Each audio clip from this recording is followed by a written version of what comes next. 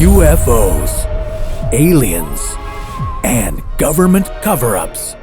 It's got the holy trinity of UFO conspiracies, and all three could only happen in one place: Roswell, New Mexico.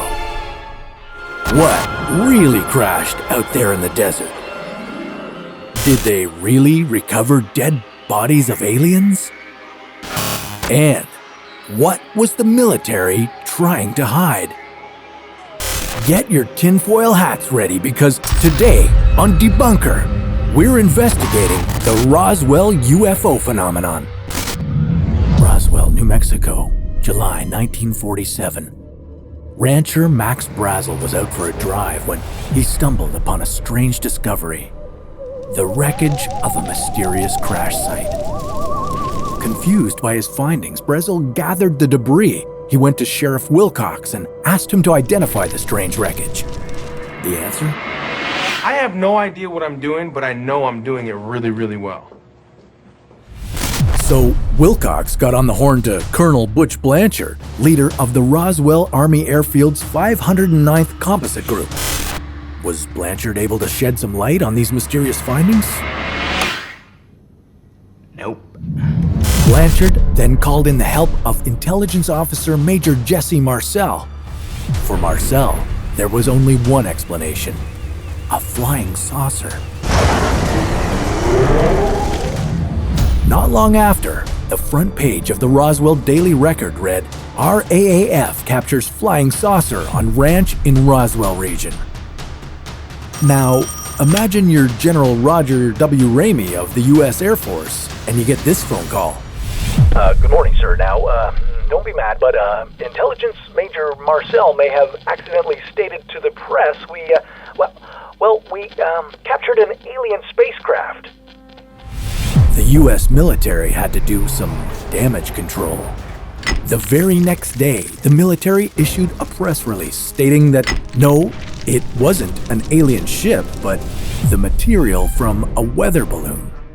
General Ramey even had Major Marcel pose with the weather balloon, just to get the point across.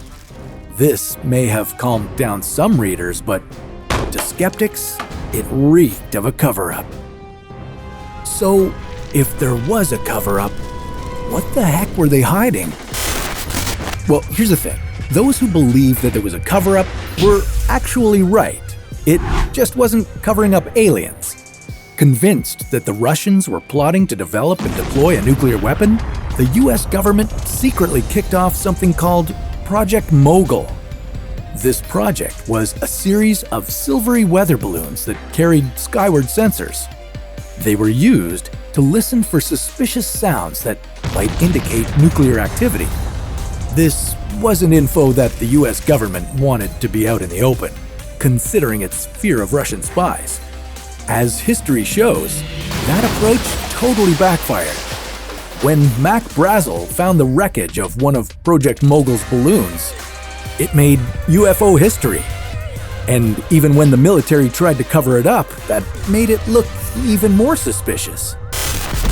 A couple of years later, reports started to circulate about alien bodies that had been recovered from the crash site. Did the military recover the remains of alien pilots? Well, we don't know if anyone did in fact see the bodies of dead aliens after the initial incident at Roswell, but if they did, we may have an explanation. Have you ever heard about the US Air Force's dummy drops? Started in 1954, this process involved dropping gray, human-shaped dummies from high-altitude weather balloons. Looking at them now, it's not a stretch to think that witnesses could mistake these dummies for aliens. The question remains, though. The Roswell crash happened in 1947, and the dummies weren't dropped until 1954. So, why do people claim that there were alien bodies at the crash site?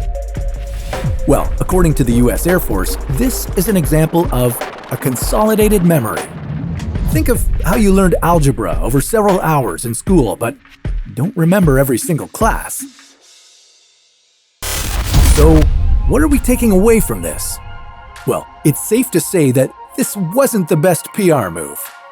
After all, they denied an alien cover-up by admitting to an earthly cover-up. And besides that, it's looking like aliens didn't make a pit stop in Roswell. That means we're considering the Roswell UFO phenomenon debunked. What case do you want us to crack open next? How about finally tracking down Bigfoot? This is Debunker signing off. And remember, stay curious.